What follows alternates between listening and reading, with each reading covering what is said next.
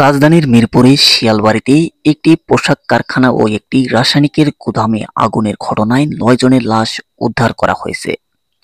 আজ মঙ্গলবার বিকেল ৪:১৫টার দিকে ফায়ার সার্ভিসের মিডিয়া সেলের কর্মকর্তা তালহা বিন জসিম সাংবাদিকদের একথা নিশ্চিত করেন। ফাইটারদেরকেও অ্যালাউ করছি না।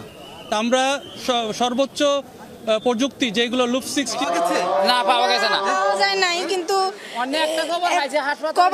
তালহা বিন জসিম বলেন, আগুনের ঘটনায় ৯ জন নিহত হয়েছে। নিহতদের সংখ্যা বাড়তে পারে। লাশগুলো পোশাক কারখানা থেকে উদ্ধার করা হয়েছে বলে জানান তালহা বিন জসিম।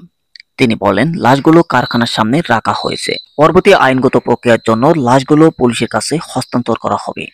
তালহা বিন জসিম বলেন, পোশাক কারখানার পাশেই রাসায়নিকের গুদাম। সেখানে আগুন লাগে, সেখান থেকে আসা ক্ষতিকর গ্যাসে এই মানুষগুলোর মৃত্যু হয়েছে বলে প্রাথমিকভাবে ধারণা করা হচ্ছে।